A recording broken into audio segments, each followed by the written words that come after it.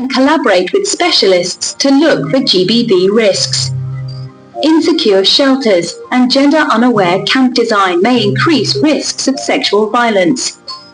Schools and recreational activities, vital for the well-being of crisis-affected children, can also increase risks of GBV. As humanitarians, it is our responsibility to mitigate, prevent, and within our capability, respond to GBV. We must identify and address the different needs, capacities, and vulnerabilities of girls, boys, women, and men, and reduce their risks to GBV. Speak with vulnerable groups to identify and mitigate safety risks in your design, delivery, and evaluation of assistance. Address root causes of gender inequality by promoting the equal rights of women and girls and other marginalized groups. Engage men and boys as advocates for gender equality and ending GBV. Reporting of GBV incidents is hindered by stigma and risks of further violence. This multiplies the physical, emotional, and social effects of GBV. It can restrict reporting rates and survivors' access to services. Specialists must provide gender-sensitive services without delay and establish confidential referral systems. Survivors' rights and informed consent are central. Prioritize safety, confidentiality, respect, and non-discrimination in your response. Non-specialists also have a key role to play.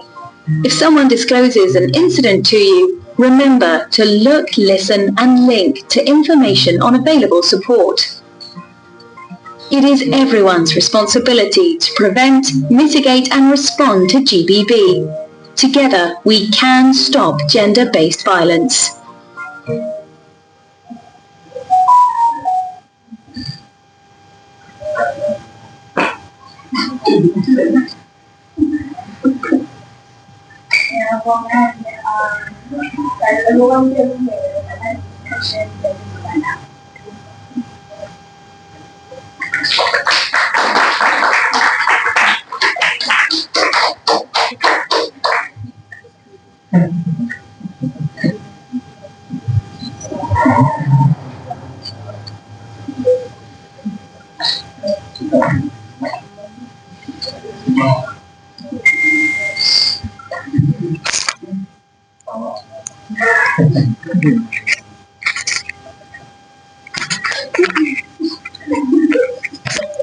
Ma'am.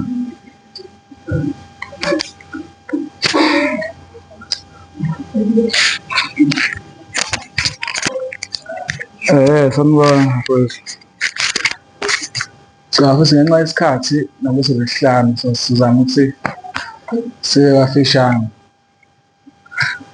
Lento besibukayo noma kungezwanga umuntu enkosi lokho isingisi kodwa ngiyacabanga ukuthi abantu abaningi bazwile. Into engizokhuluma ngayo nje encane kakhulu mfowethu. Sazi sonke ukuthi i-GBV ayikho right guys. Ukuthi singayichaza ngendlela eziningi i-GBV ukuthi yini ichaza ukuthini but ikhatha in short nje ukuthi guys siyabantu besilisa nabantu besifazane abahlala e-race. Akuvumelekanga ukuthi sihlukumezane. Ziningi indlela zokuhlukumeza. Akukhona mhlawumbe umuntu ukumshaya noma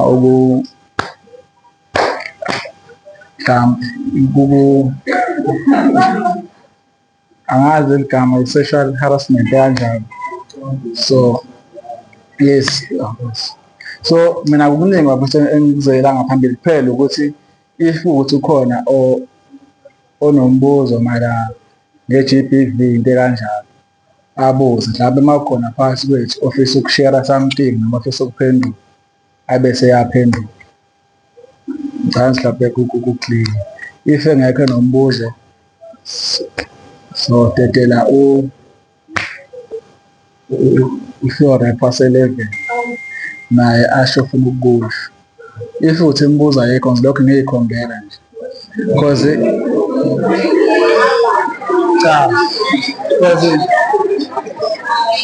because kungenzeka wafethu ukuthi kungenzeka ukuthi khona mhlawumbe oseke wahlukumezeka mhlawumbe ngandlela thizeni mhlawumbe ngakujabulela ukushare istory sakhe la mhlawumbe khona singamsiza yabo. asho nokuthi mhlambe uma wathola usizo wasizakala kanjani. Akekho umuntu uvele ongakaze ahlukumezeke. Mhlawumbe ngizoqala nje mina ngishare inkinga yami. Mina 1060 ngeke ngize ngisho isinini kodwa nje ngomunye unyaka nje bengihlala emakhaya eMtuba, so ngenxa yokuthi-ke vele uma usawumfana kakhulu uganga, kwaba khona engikwenzayo nami ngase ngabaleka ngazohlala eThekwini.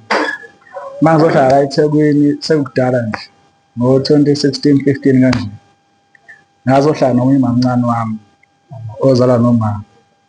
Uma ngihlala naye iy'ngane zakhe ziyafunda nami ngiyafunda, kodwa ilovisa mina esikoleni ithi ngiyodayisa amagwinya, iy'ngane zakhe ziya esikoleni. Lokho kusawukuhlukumezeka, yabo, ukuthi awukwazi ukukhula ngaphansi kwe-environment la khona wena ungavumelekanga ukuthi ufunde, kodwa iy'ngane zalowo muntu loyo zona zifunde.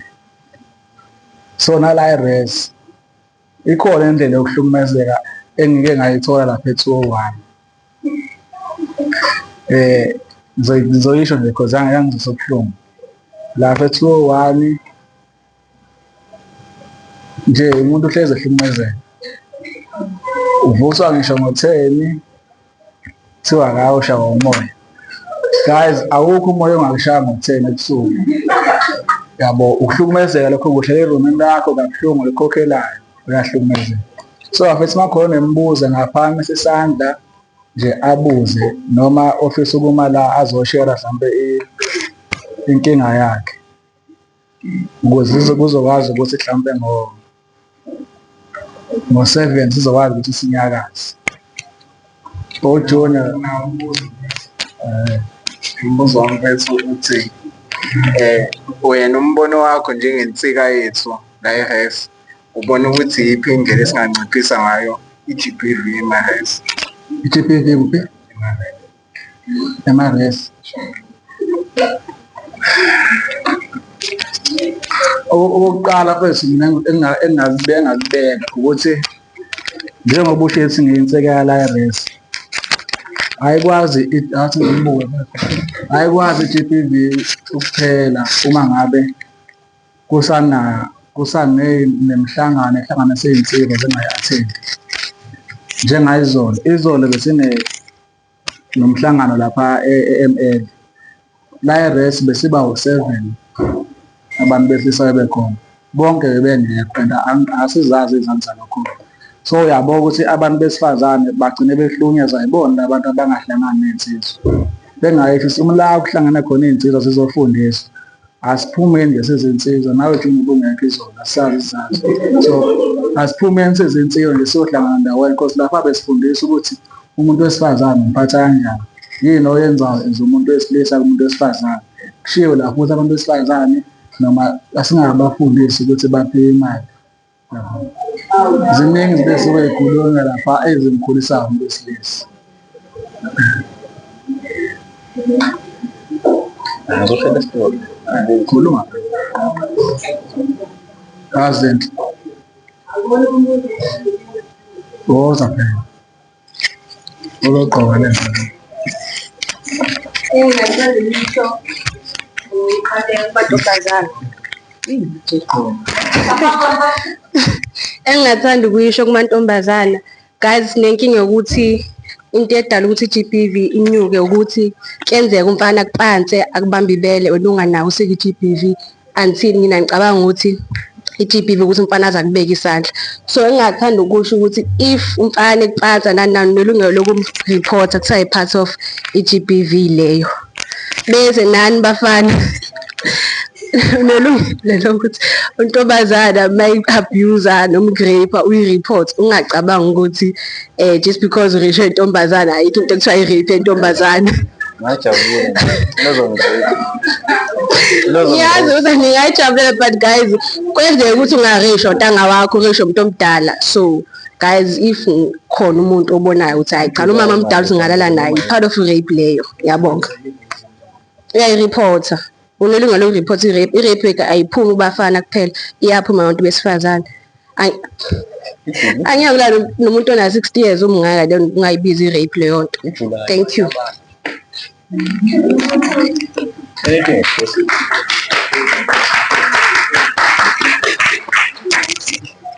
Khona omunye nombuzo noma futhi u-ask. Ngathi amahle unombuzo.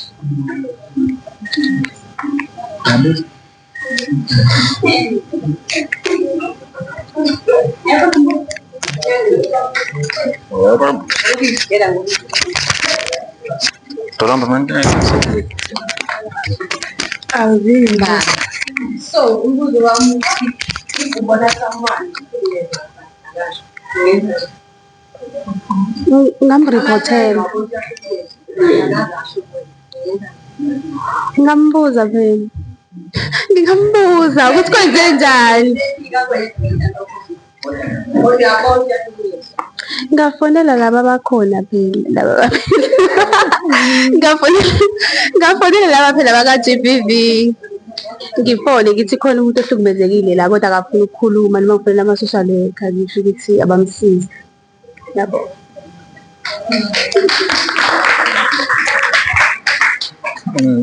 Mina kade nginesifiso yabo sokuthi ube khona amathishu yabona manje ngiyazi ukuthi amathishu asiphelele la ekhaya, so indaba engizoyixoxa ithanda ukuzwela kodwa-ke ngiyathemba ukuthi nizoyibamba nonke yabona. So manicabanga nje ngiqale ngibuze kuqala before ngichaza. Manicabanga manibuka mina nibuka uSotobe, manicabanga nje ukhuliswe ubani nje manicabanga nje. Gogo Kuleli hlathini. ngapha, gogo ngapha, aunt ngapha, baba ngapha, ugogo ngapha, ubani? Ngikhulisile. Oh, okay, ngizothanda nje ukuchaza le story, ngizothi kunilandisa kancane nje ngingashiyeki. Sisikhathi. Ngizokhava 7 kodwa ngizokhava okay, ngizokhava 6:45. 45. Okay, ngizothanda ukushesha. April 20, 2005. uNkosikhona Vincent Sibiya ubaba ongizalayo wabe kuma isandla. I think ngangawuzalwa mina ngangicishe uma wayethola ukuthi unamaviki emithi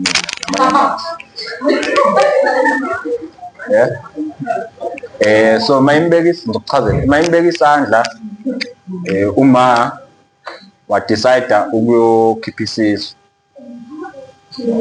kwakuthi aphumelelanga. Then ubaba ngakho nginje njani. Then ngo-May 12, 2005 ubaba waqashwa uthisha eNewcastle esifundisa tourism. So ekutholeni kwakho umsebenzi wadecide into eyodwa ukuthi abuyele kubo kama ayocela ukuthi uzongikhulisa mina, uzongithatha nje angikhulise. Then uma wahlala-ke zonke ley'nyanga-ke abantu besifazane abayithwalayo. Then ngo-December 15 ngazala. Then uma eqeda kungizala wahamba. Then ubaba wena wangisayina isitifiketi sami nguSiyanda nje ngoba ngiqamba ubaba. Wangiqamba uSiyanda wangisayinela igama ngaphuma kanjalo isibhedlela.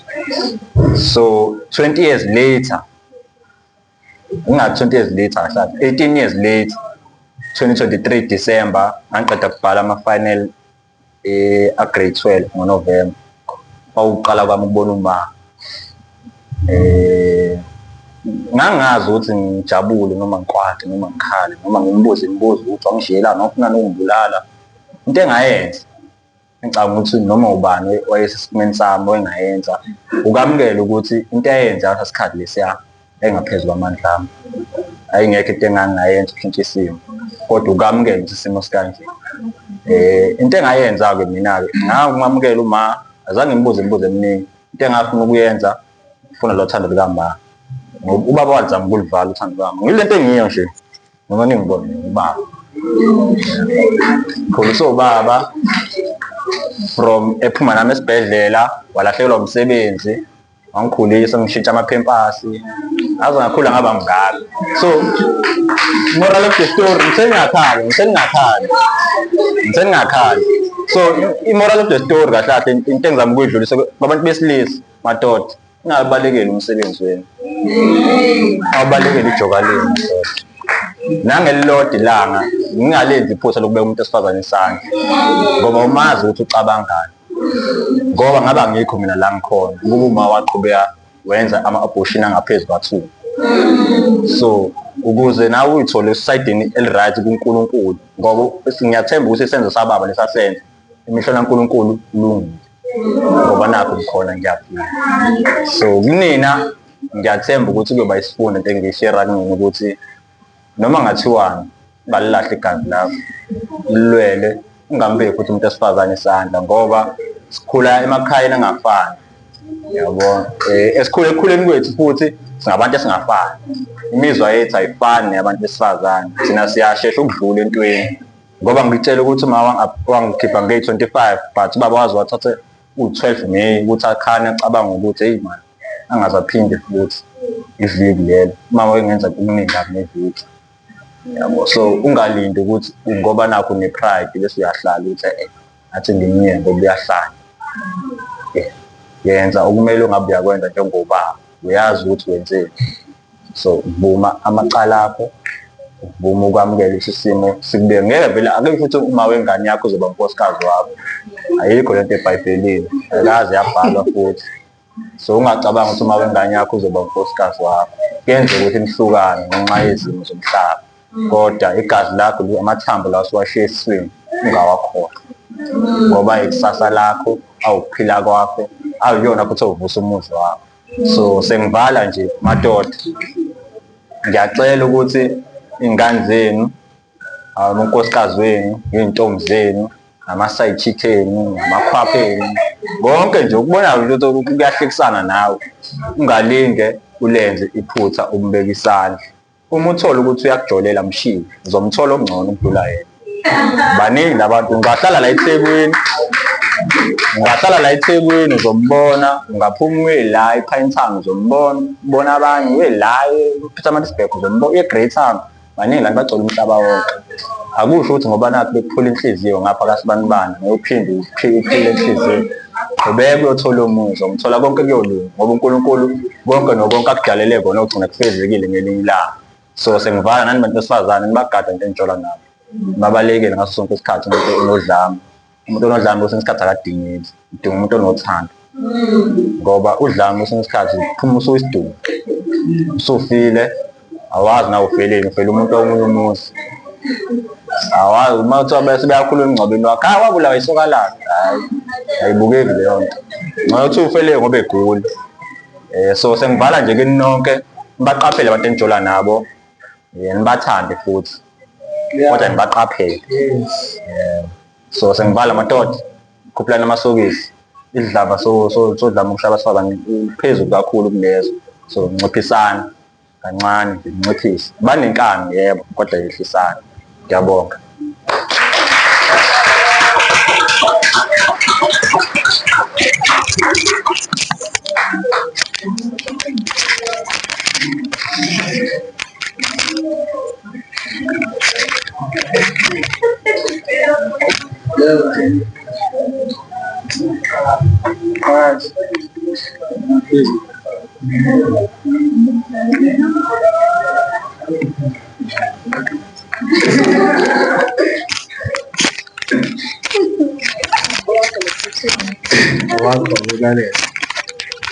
Okay, umbuzo wami uthi from mina to iqhaza yethu ukuthi amantombazane wona niwafundisa kanjani ukuthi agweme ukuthi ayithole ama-victims e-gender based?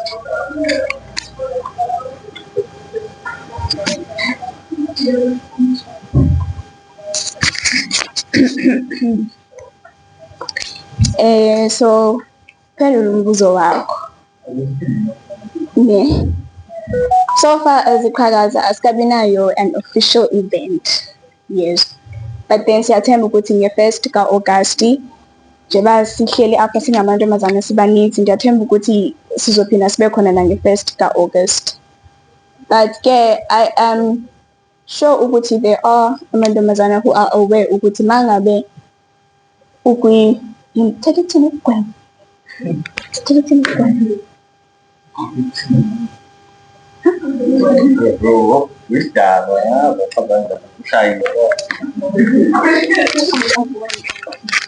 So to avoid being the situation of the gender-based violence, it is advised ukuthi mangabe ubona ukuthi umuntu uyakushaya uyabethwa nje akakuthandi lo muntu uyakubetha okanye uyashaywa ekhaya, it is advisable ukuthi ureporte to any person omthembayo ukuthi ureporte into enjalo, or if it is your partner it is advisable ukuthi uyomvulela i-case, because akekho umuntu wesifazane odeserve ukuphathwa ngolahlobo.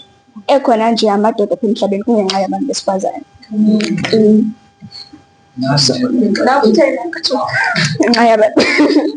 Ekhona nje amadoda apha emhlabeni kungenxa yabantu besifazane. So yeah, did I answer your question, June? What more do you want from me? What more do you want from me? Yes. Yes, ikhona. Cyberbullying is some sort of gender-based violence. Gender-based violence does happen towards abantu besifazane bebodwa. So if ikhona into eyenzekayo apha e-res that you see okanye uba uyabombana nawe la e-res, your name is being dragged in the mud, please feel free to come towards the house call. Ifike nizoreporta any issues that you have. Nani bantu besifazane, if you feel as if aniphathanga kahle ngabantu besilisa la e-res, you are more than welcome to report into enjalo. Even if umuntu wakho uba ukubethile ukubethile, and please do report into enjalo. Lesingayifuniyo is for abantu besifazane bafile as if abaphethwanga kahle e-res. Yeah. Khona umuntu onombuzo? From right. Two guys. Buza.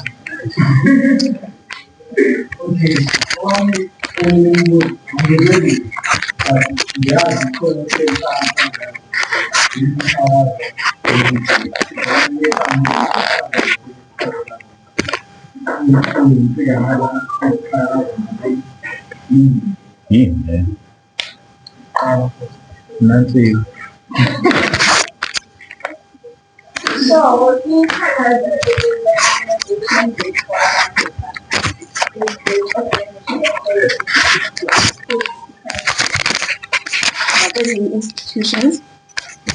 nakwezinye institutions but ke zizobizwa amagama awo.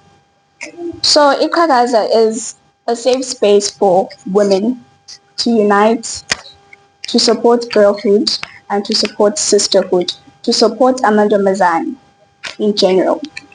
Because as amantombazane, we do lack a sisterhood, especially la e-res.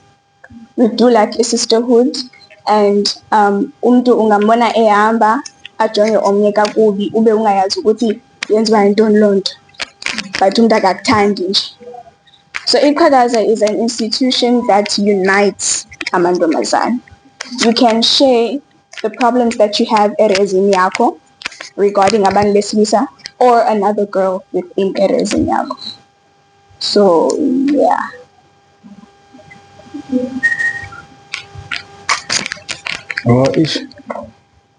Insika Ngicabanga ukuthi uma ukuthi umuntu ukhulele emakhaya kunalezi zindlu lezi ey'khandwayo ngalokhuzana. Akusa ngazi sibizwa ngamagama ahlukene ngakithi thina sithi orondo kanje, o-round noma oguqa standards. Kunale nduku le emaphakathi nendlu okuyiyona ebamba indlu uma kunomoya ukuthi ingawi noma izophephuka kodwa indlu isale emile kuhambe irufu kuphela. So iyona nto-ke ekuthiwa ebizwa ngensika ngesingisi bathi iphila. Leya nto ngabe mase sisibuyisa ngala kubantu esazi ukuthi amadoda ayinsika zemizi. Kwinsika sifundisa ngezinto ey'ningi mhlampe okungabala ukuthi uyafundisa ukuthi as umuntu wesilisa noma umuntu oyinsizwa uphila kanjani, ukhula kanjani esimeni uma ukuthi uyasibona sibanzima kakhulu because amajongo amaningi sithole eseyibulala ngobani awafundisekile ukuthi uma ngabe umuntu wesilisa noma oyinsizwa uphila kanjani. Uthola ukuthi umuntu uhethwa umuntu wesifazane akhethe ukuyilengisa noma akhethe ukuyibulala ngendlela thizeni. So uma ngabe uyinsizwa nje uyafundisa ukuthi ngisho kuthiwa kufika isimo esinjani, ngisho ngathiwa bagqokisa ijazi, uyakhona ukuthi uphile ungayibulali uyiboyele ukuthi ubusujesu uney'ngane kanti awunayo. Ziningi izinto esiy'fundayo lapha. Nansi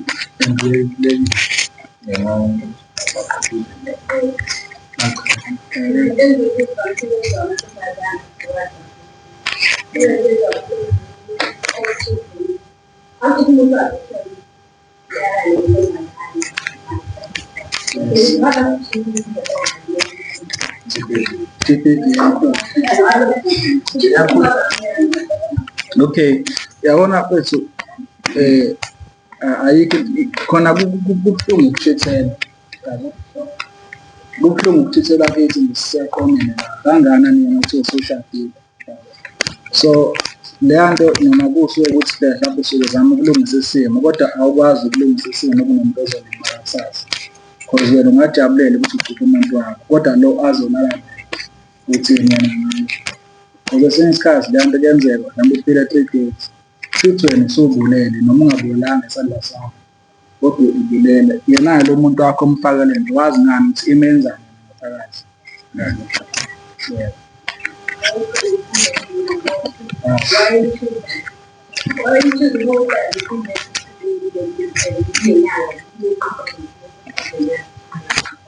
I-event kahle kahle ngokomthetho uma ngabe kade yenziwa ngenxa yokuphazamiseka sasehleli ukuthi ibe ngosuku lokuzalwa kukamanje because sifuna ukucelebrate u-67 minutes ukuze sizokwazi ukuthi sihlangane sonke sindawonye sibungaze usuku lukamanje bese siyafundisana ukuthi kubaluleke kanjani ukuthi siyabantu ngoba siyibile kungafani ukuhlala eRest ukuthi because kunomuntu ongenzeka ukuthi ukhule ekhaya abangekho abafana nomunye ukhule la ungekho khona amantombazane.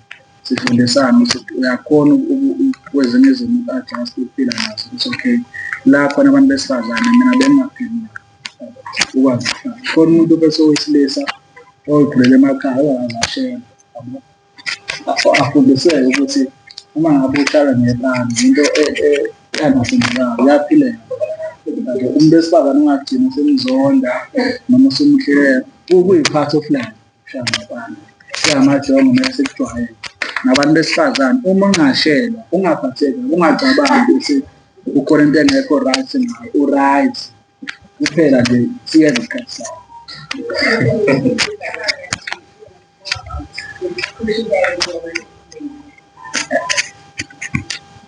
Awuphendule manje.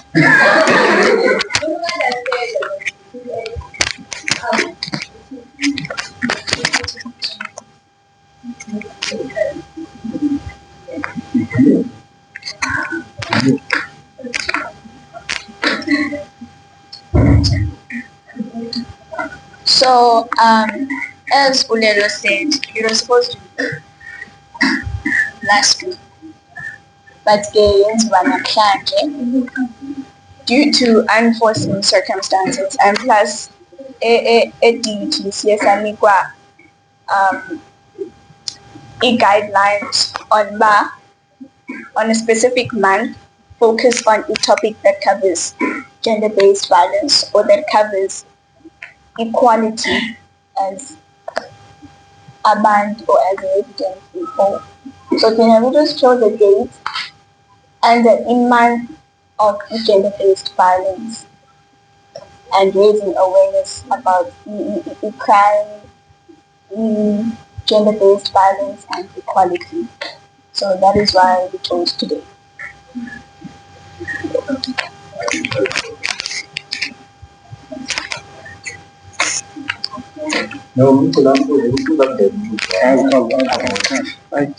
So umbuzo wakho ngathi uthe insika yophila. Yes.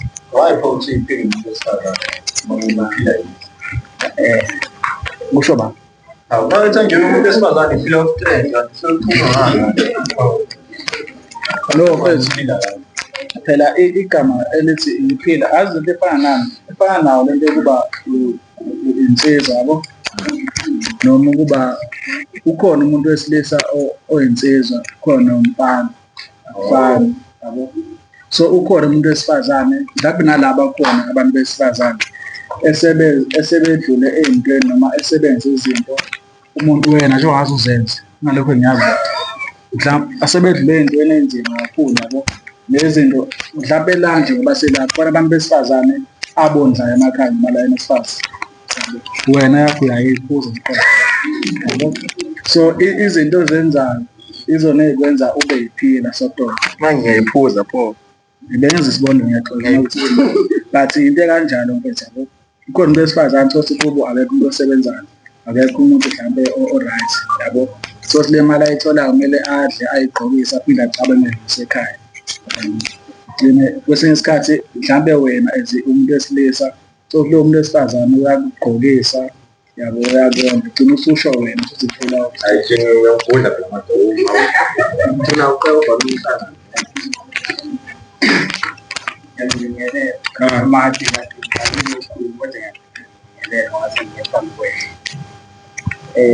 ngiyacabanga ukuthi banichazekile wonke ukuthi le program bemayelana nani but ngicela ukukubonga futhi ngicela ukubonga abathatha isikhathi sabo basihlelele i-event efana nale ngoba ngiyacabanga ukuthi into engajwayelekile ukuthi masicelebrate 67 minutes bese kumisana ne-GBV abantu bajwayele ukuyibhendela benze lokhu abakwenzayo yes mhlawumbe omunye uyabona mhlawumbe lo 67 minutes lo besimosha isikhathi kodwa khona futhi osizakalayo ngemuva wena ongamboni yabo mhlawumbe namhlanje uzophuma naso isibindi sokuthi no wathi ngokhuluma ngale nto engihluphayo ngangaba kumina mhlawumbe kuwena mefika kuwena akabe naso leso sikhathi nawe umcomforte umsize indlela ongamsiza ngayo ngiyacabanga ukuthi lokho ama-register lawa ethi kuqala basayina la amanye ngizowabeka ngaphandle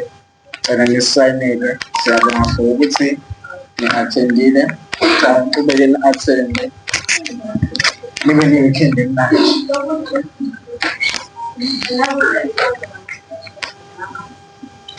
yes ngiyakuxolisela-ke lokho ukuthi bekuthiwa kuzoba ne-sketch but akekho umuntu oze ngaphambi kazovolontiya besikhona sibhaliwe inkinga bekushoda abantu ade bezosebenza kwabhalwa ekhompini ukuthi abathandayo abeze akekho weza ngiyakuxolisela-ke lokho ingakho sigcina sisebenzisa ividiyo yayo YouTube besiyibuke encane.